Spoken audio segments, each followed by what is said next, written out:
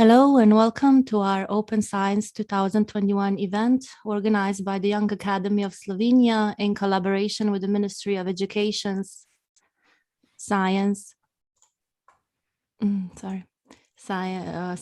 Sport of the Republic of Slovenia. Today's seminar will address the question of how to incentivize and reward open scientific practices. Pozdravljeni in dobrodošli na dogodku Odprta znanost 2021, ki ga že četrto leto zapored organiziramo Društvo Mlada akademija v sodelovanju z Ministrstvom za izobraževanje, znanost in šport Republike Slovenije kot del meseca znanosti.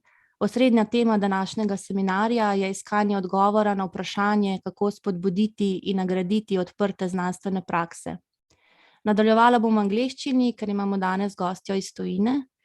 My name is Maja Dolinar, and I will be moderating this discussion as the co-coordinator of the Eurodoc Open Science Working Group and a member of the Young Academy of Slovenia. I would like to introduce our guest, Fiona Murphy. Fiona has a DPhil in English and over 20 years experience in scholarly communications.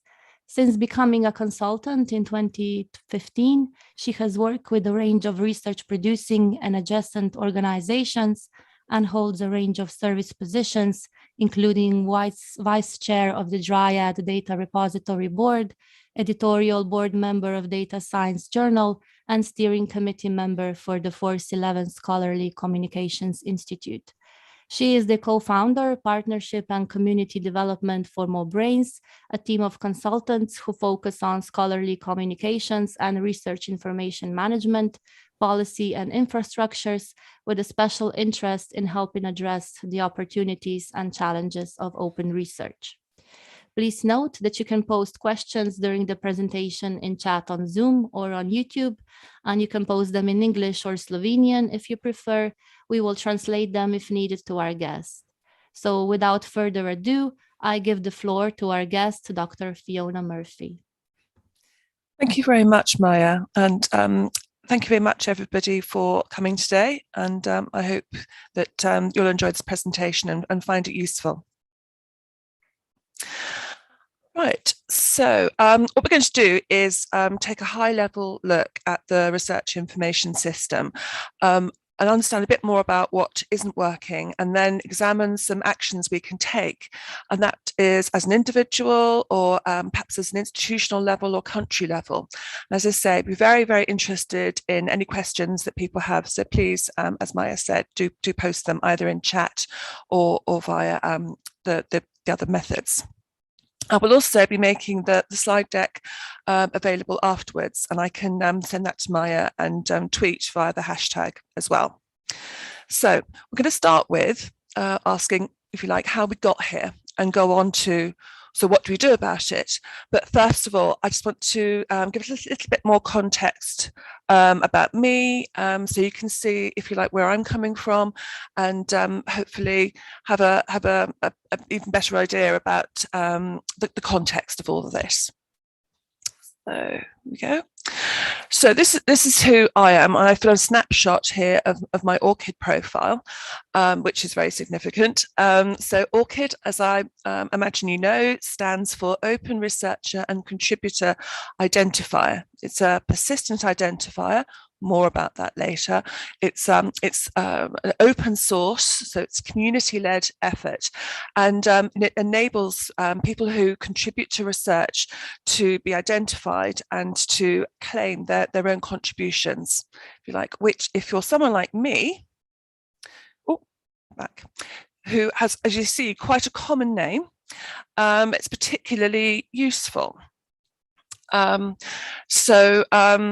As we said before, as Maja said, I do have a PhD. I've gone to several universities in different guises. I thought I might become an academic, but ended up working in publishing. So if you like many people interested in research, I became a contributor rather than a mainstream author. I got particularly interested in research data, and also was a founding member of the Research Data Alliance, also innovative communications, and therefore branched out from a large company from Wiley to become an independent consultant. And then about a year ago, as Maja said, I helped with setting up the More Brain. So that's my co-founders there, Josh Brown, Phil Jones, and Alice Meadows. So we're a cooperative, which means that we actually do try to run our business the way that we try and help with supporting open science and open research practices. And that's been quite a challenge in and of itself, but I think we all feel it's worthwhile. It sometimes means that we go a bit more slowly, but hopefully the final result is more helpful, actually does make a difference, and also provides an opportunity to model and co-design projects and ways of behaving. So how we got here?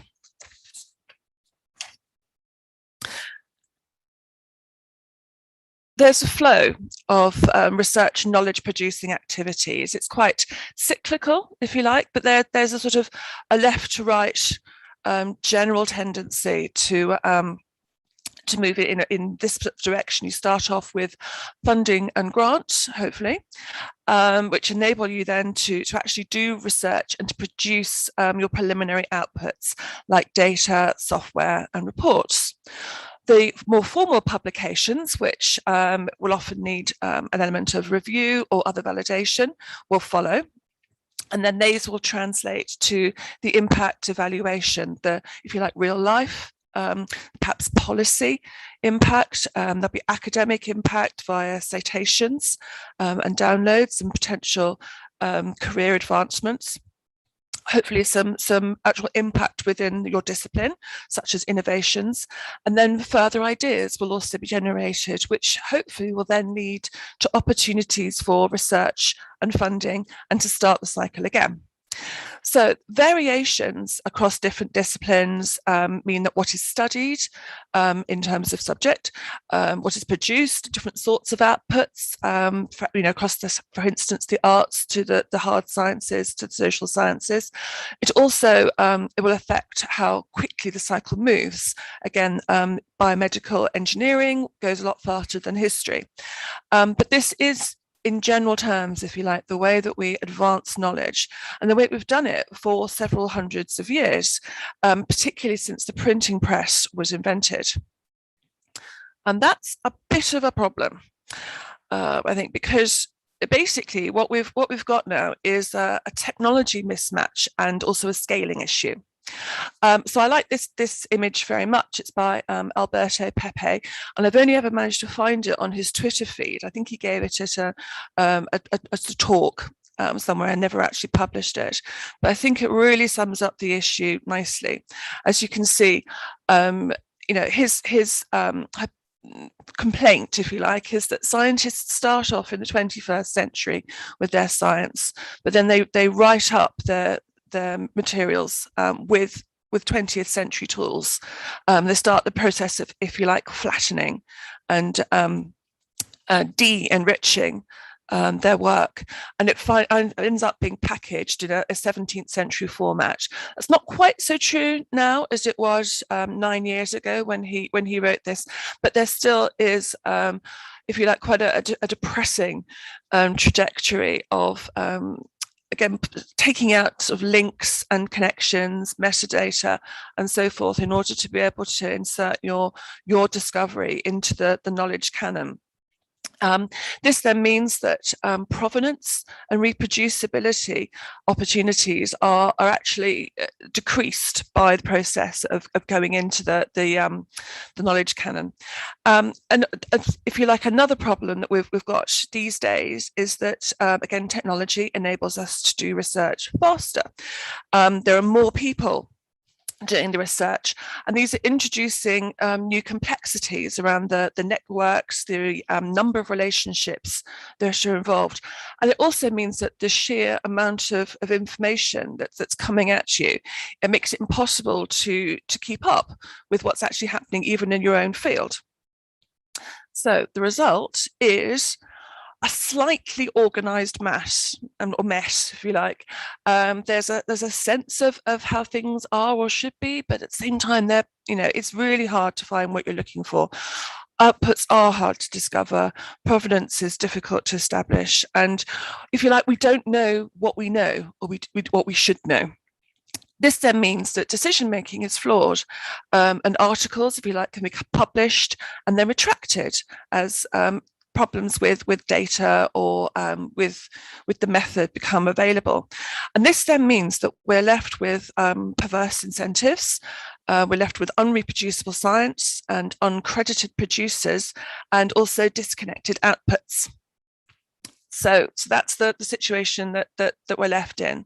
I hope you're suitably challenged by this. So what are we doing about this?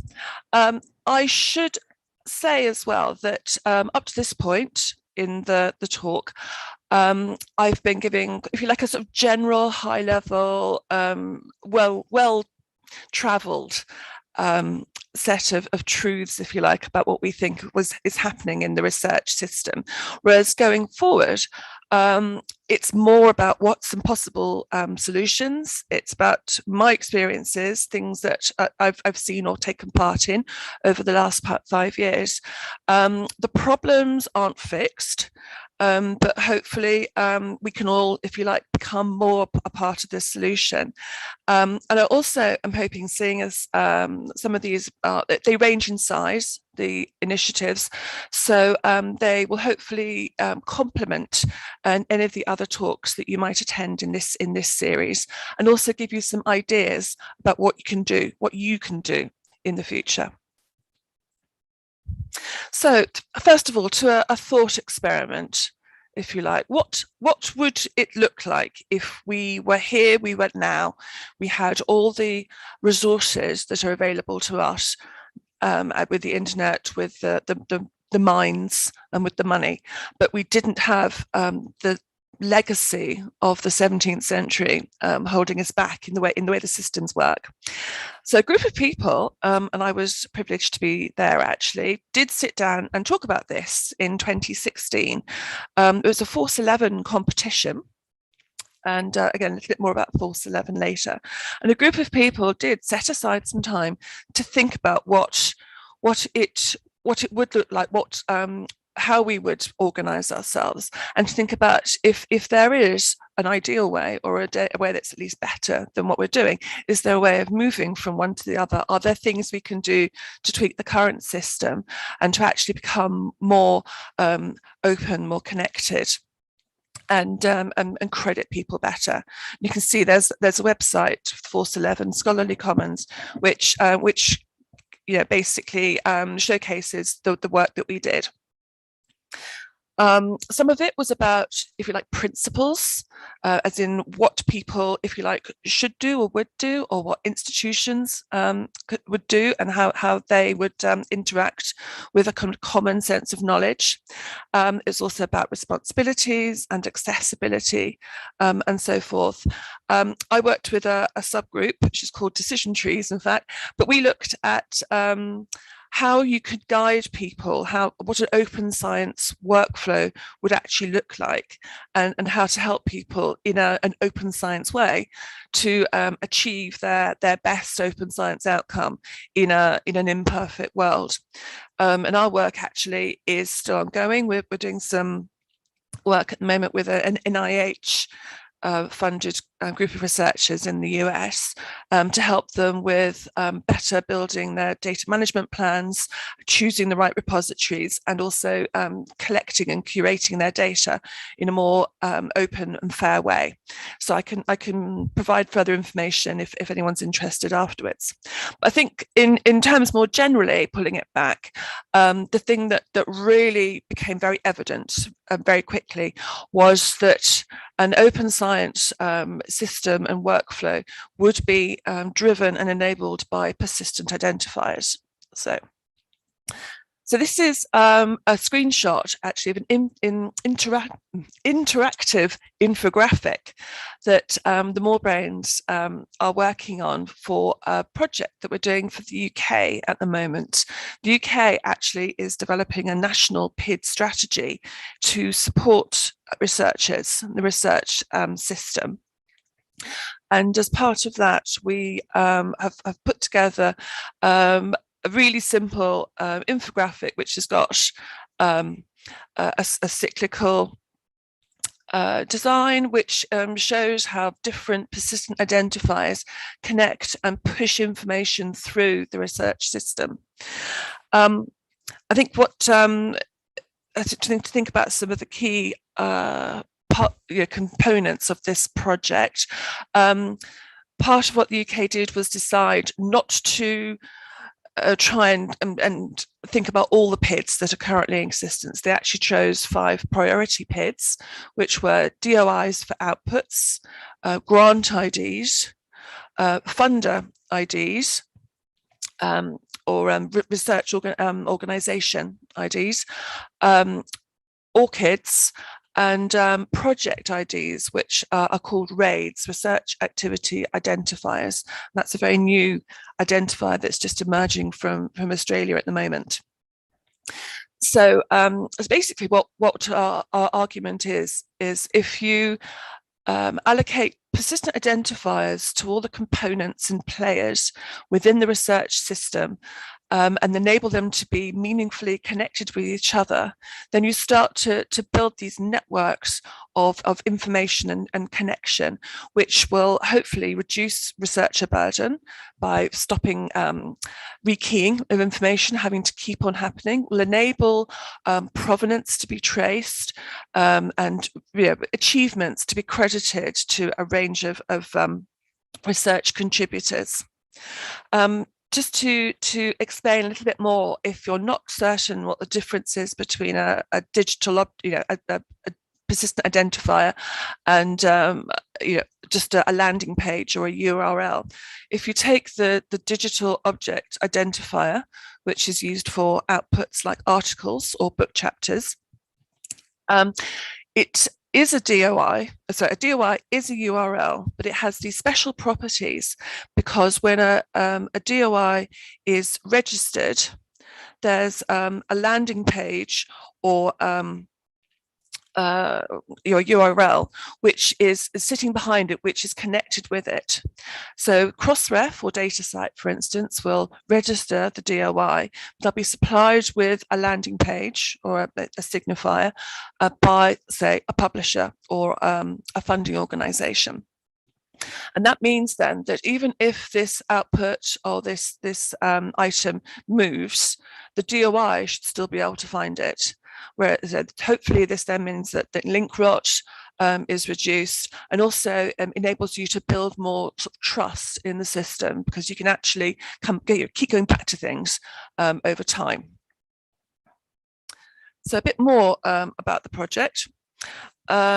We wrote recently, it's in Zenodo, and there's the reference to it, a cost-benefit analysis. So that's the argument that if the UK were to really invest in uptake and adoption of persistent identifiers, what the benefit would be in terms of the working of the system, information known about it, and just the UK's position in the research hierarchy more generally. And we did feel that there was a big argument. Basically, it was a no-brainer. We were able to show that even a very conservative prognosis or model would save millions of pounds within 5 years. It would also reduce researcher and burden, and also anyone else working in research administration or research support would similarly have the burden reduced. It would also make outputs higher quality and speed up and improve decision making. We also did make the point that there very much needed to be, it's not just a technical update, there's also sort of social, there's cultural change that's required. People need to understand what a persistent identifier is and how to make it effective. Metadata, for instance, is really important. If you just connect numbers, URLs to each other, you're still not much wiser. What's really valuable is to make what you find worthwhile to look at. It also hopefully will start providing people with a more varied career range within the research system. Well, for instance, software engineers who also contribute greatly to research outcomes at the moment are seen as, if you like, just workers, support workers, rather than research contributors, which certainly we feel that they should be. So I wanted to mention another project that I've also been working on, which I think is useful because it actually shows how the a PID optimized research system could potentially benefit an individual researcher who's trying to build a career. So the openness profile was envisaged by Knowledge Exchange, which is a group of 6 European research organizations. They are responsible for the research infrastructures and for delivering policy within their country. So you've got JISC in UK, SURF in the Netherlands, DFG in Germany, DEIC in Denmark, CSC in Finland, and CNRS in France. And what they do is they come together and they share knowledge, they develop best practices and try to disseminate them amongst both their own organizations and to their research communities, share initiatives and collaborate on research projects. They are particularly interested in open research at the moment, and they have been for several years. And so the openness profile was developed because of the growing awareness of the need to expand the range of research outputs that are counted for research careers, thinking about the narrative CVs and the fact that many universities are now trying to get to grips with developing a wider range of incentives and frameworks for people to be measured on and to show their development and achievements. So the openness profile is still a concept, but it depends on key integrations with existing persistent identifiers. So it's envisaged as enabling a researcher, or possibly a group of researchers, to showcase their open outputs and activities. And basically, it would be able to be accessed through their ORCID ID. Ideally, items outputs would be added automatically and then enriched, but there's also opportunities for manual entry. And the idea is that open activities will hopefully promote responsibility, like responsible research, improve integrity and transparency, and enable people to demonstrate what they have achieved for promotion and funding cases. I've put the lead contacts there in the slide. There's likely to be a meeting actually about this project towards the end of the year.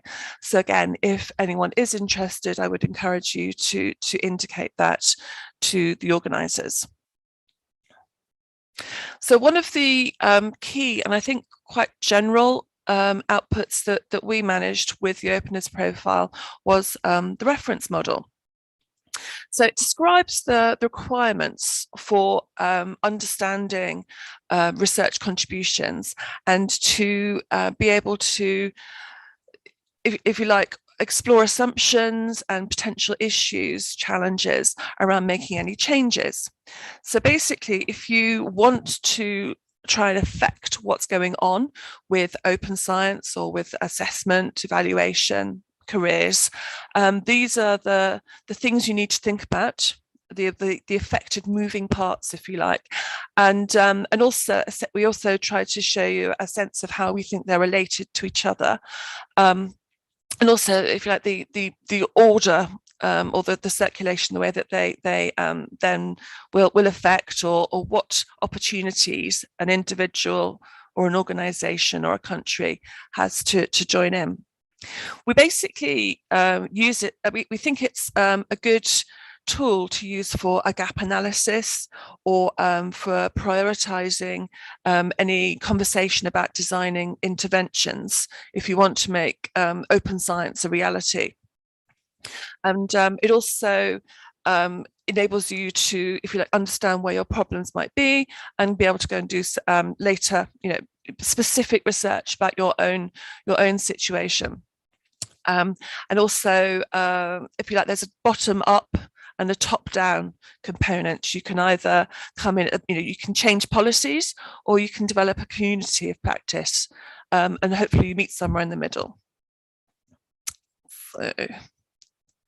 So what does that mean for what we can do as individuals, as if you like, people who are often at the beginning of our careers and are sort of wondering how to kind of get to grips with open science, with building a career, with understanding what you can affect and how you can maximize your own achievements.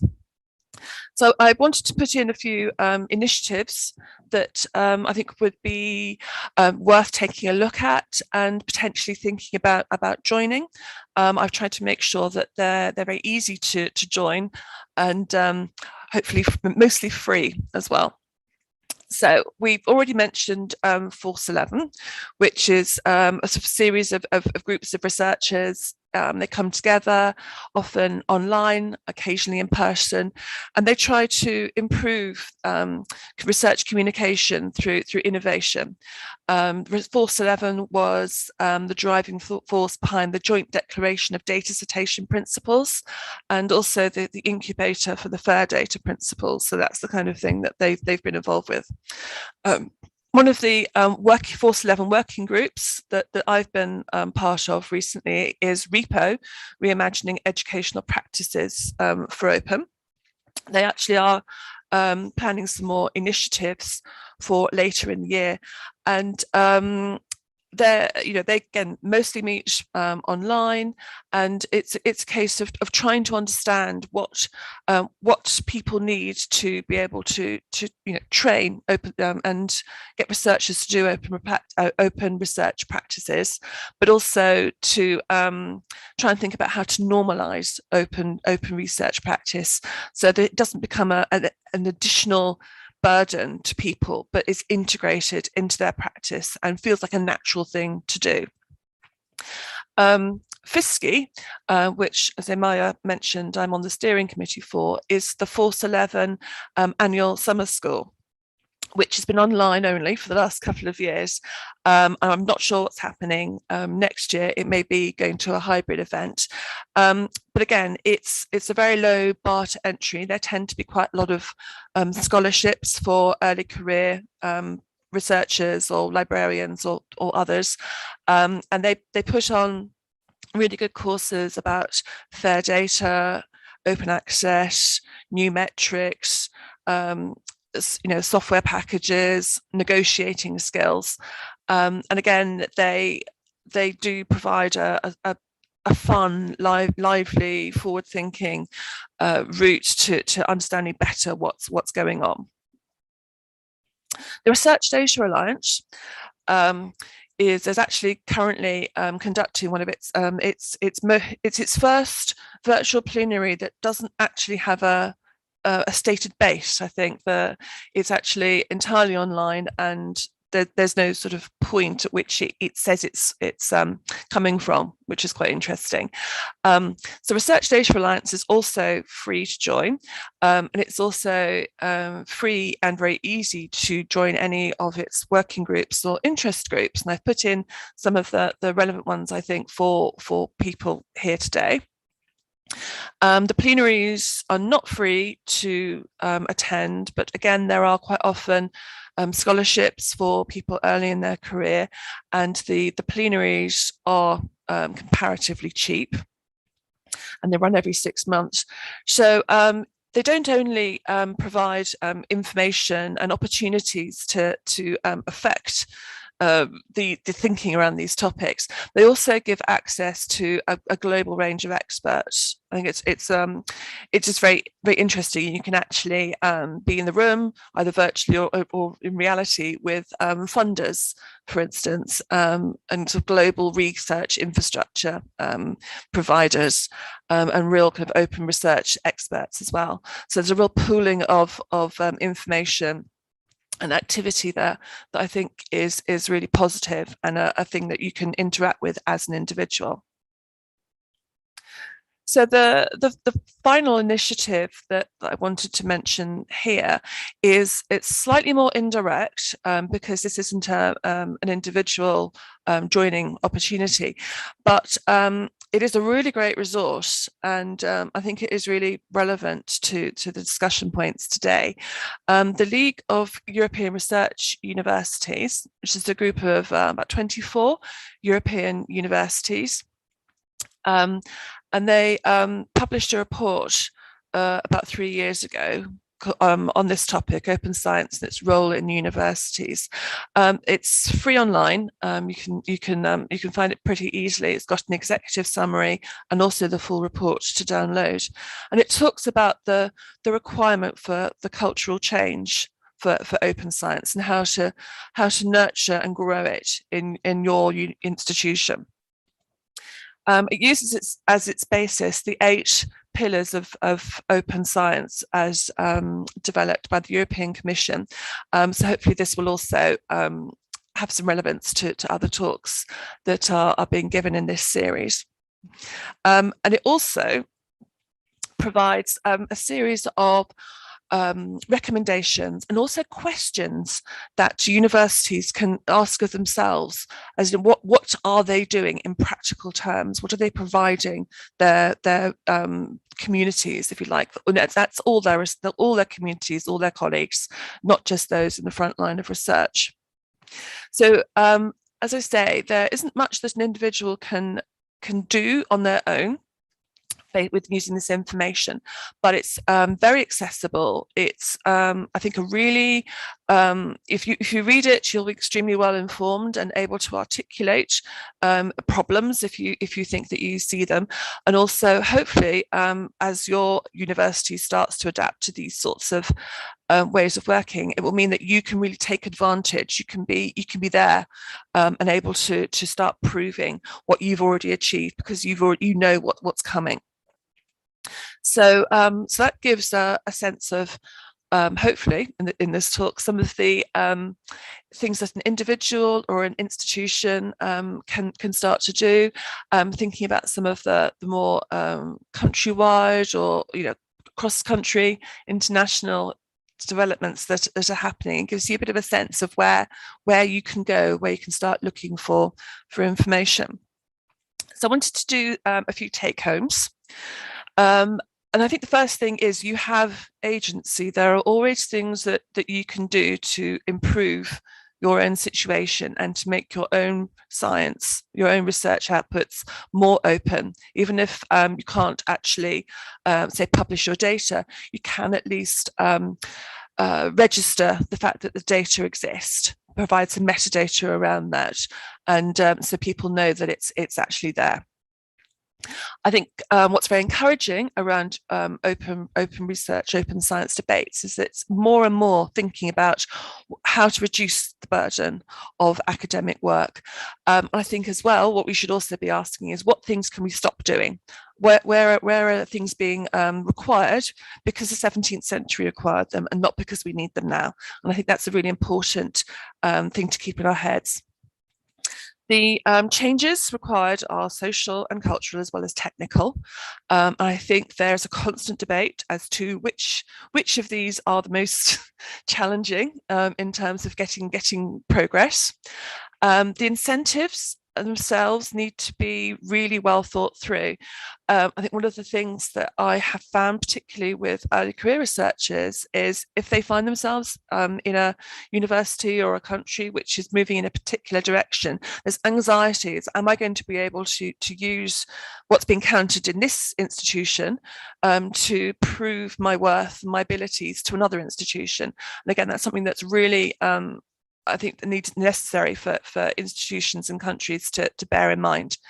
I would hope that more varied careers will be possible. So people, rather than having to aspire to be principal investigators, first named author in articles, can actually start to play more to their strengths. If you are the best data wrangler, if you are the person who's able to provide the best data visualization, for instance, or write the software, do the project management, write the grant, then your career can be built upon that, and you have evidence that's respected to show it. In order to make progress, I think it's really important that there are leaders emerging, and they need to be high level, and they need to be people, someone that is listened to by the research establishment within that community. And that we cannot overestimate, I think, the amount of investment that's required, and that's money, time, and people. And that's there is a sense that it keeps stirring up new challenges. The more progress we make, the more we realise there is to do. But I think that isn't something to be I suppose, discouraged about. I mean, it is a challenge, but I think it's something that we can all, I say, address, and we can all help to improve things. So that is the end of what I have to say. So, Maja, are there any questions? Yes, thank you, Fiona. That was really an excellent and very insightful presentation. So now I am opening the floor for discussion. You're still welcome to post further questions if they come up during the presentation or our discussion. So we got a question. Among PIDs, ORCID, and DOIs that are basically very well known and used by many researchers and institutions, what are the plans to increase the adoption of RAID and other PIDs that are not so popular yet? Very good question. So I can take with RAID. I know specifically that there are definitely some plans to ramp that up, and to I think the Australian Research Data Commons is the organisation behind RAID, and they're actually currently recruiting additional people to really build out its functionality and to enable people to interact with it. And there are also some pilot programs in discussion at the moment. I don't think I'm actually able to say anything too specific, but I do know it's been taken seriously. And if you like, part of why I know that is because the UK specifically put RAID as one of its 5 priority PIDs, and it very much wants to take that forward. They really recognise the value of having a project identifier. In terms of the others, my understanding is that Crossref, which is in charge of grant IDs, is also in the process of updating the functionality and working much more actively with funders. And there's also been some interest amongst publishers in picking up and actually making it easier to start for researchers to input grant IDs when say they're publishing research.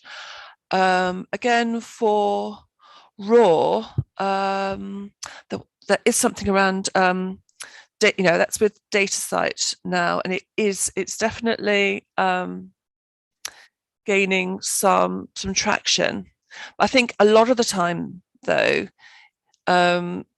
it is very much about raising people's awareness and then talking to people, for instance, who hold the template for the XML that go into, say, the journal articles, and saying, can you make sure that this information gets included? And again, we are starting to have those sorts of conversations, but it's also a case of making sure that the systems that the funders have actually enabled them to mint or register the PIDs. So if you like, there's quite a lot going on. The Research Data Alliance is also working on, there's actually a new working group on national PID strategies, which I think is meeting later this week. I think there's a sense that actually that countries need to provide information as well as incentives for researchers and those that support them, the information librarians, the research support officers, to be able to just do this easily. So it's quite bitty, but there are things happening. Okay, thank you for your answer. So then we have another question. Like a lot of researchers believe that being open requires a lot of maybe additional work or effort on their behalf. So what would you say to them? Is it worth being open and being engaged in such practices?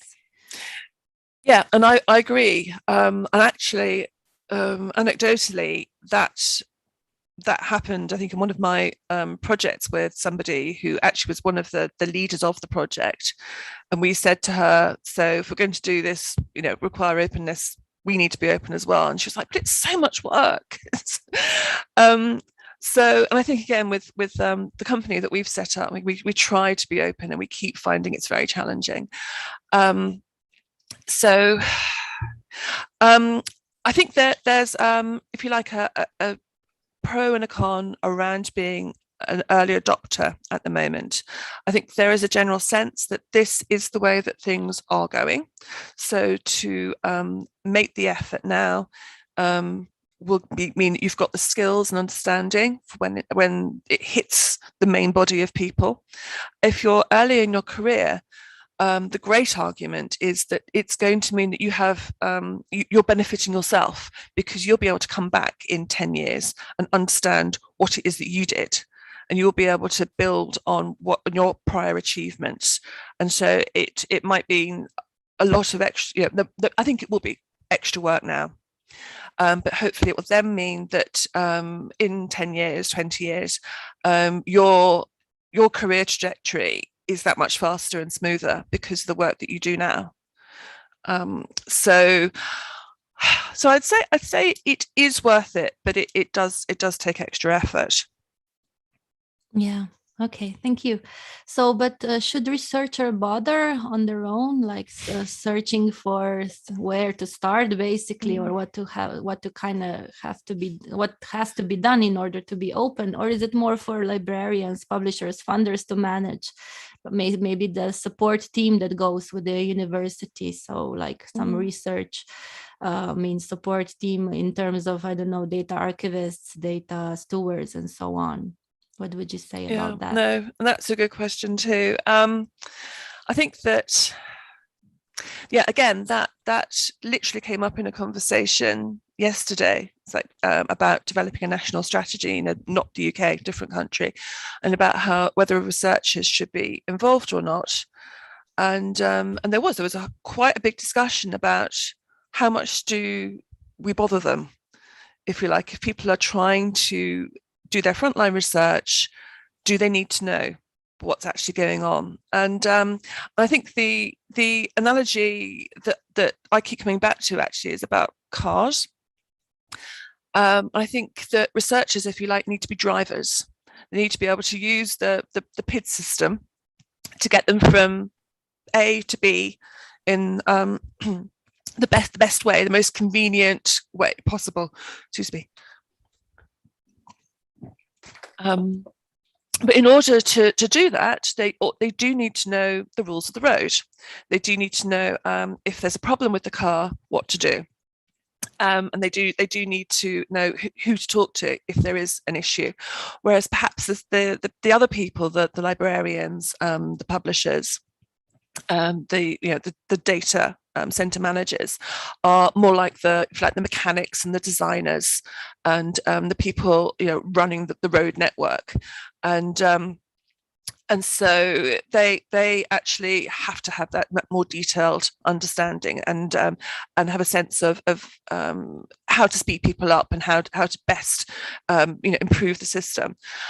So I I would hope that researchers, as part of their training in the years to come, do have a general understanding of what persistent identifiers are and how they help, and so they are able to use them effectively, but that the system works well enough that they don't have to spend a huge amount of time thinking about it, if you like. I want it to be as automated as possible to reduce the burden so that they actually are able to be effective and produce high quality research, and hopefully take away some of the toil, if you like, some of the drudgery that I think people are currently do have to put up with, re-inputting information in fields they've done hundreds of times before because it hasn't happened properly, or trying to clean up and understand other people's data because they know they want to use it, but they don't. It's not fit for reuse without a lot of work. Yes, thank you. We have another question. So investing work now means spending time on activities only rewarded later, whereas the career progression is decided upon now based on other indicators. Given the hyper competition, how to balance this? Yeah, so that's interesting, isn't it? And I accept that. So I think that's where having some general understanding, which I think if you, for instance, read the Lewy report, which is, I think it's about 40 pages long, but it's lots of tables and things. So it doesn't take that long. If you have an understanding in general terms about the openness, I think maybe what it enables you to do is just nudge yourself a bit so that your work, I absolutely accept. I greatly admire anybody who is able to forge a career in research, because it's so competitive and you have to be so dedicated. If you are able to, yes, just do the best that you can within the confines of what's required, I think that that's absolutely reasonable. For instance, you may not be able to publish your research in an open access journal because you need to publish it in the top journal in your field, which is behind a subscription wall. What you can do is find out what its green open access policy is. Possibly you will be allowed, usually nowadays, to put a version of the paper in a repository or on your own website, in which case you are fulfilling an open research, open science you're actually doing something to support that, and also not jeopardizing your career. So I think there are these transitional, I would say, hacks that people can conduct, and similarly with data. If you can't make your data open, that's fine. At least register some sort of description of the data. Perhaps a method of how you acquired the data. And again, that will make your work more discoverable, and that will hopefully improve, in fact, the citations and reuse of your work over the years. So then we'll hopefully provide you with more evidence of your talent and your effectiveness. Yes. Okay. Thank you. So another question I would have would be, what would you suggest to governments or funders on open scientific practices? For example, currently in Slovenia, we are drafting a new open science strategy, national strategy, and an action plan on how to execute this strategy. And some parts of it, of course, are connected with incentivizing and rewarding scientists for their open science practices, which are currently not so well basically developed in Slovenia. So what would be your advice on that? How to do that to stimulate open scientific practices? Yeah. Well, I guess there are places and people who have been trying to do this for a while. So part of, I think, finding an effective strategy for yourselves is to look at what's already happening. So I think that part of it is around thinking about what you reward.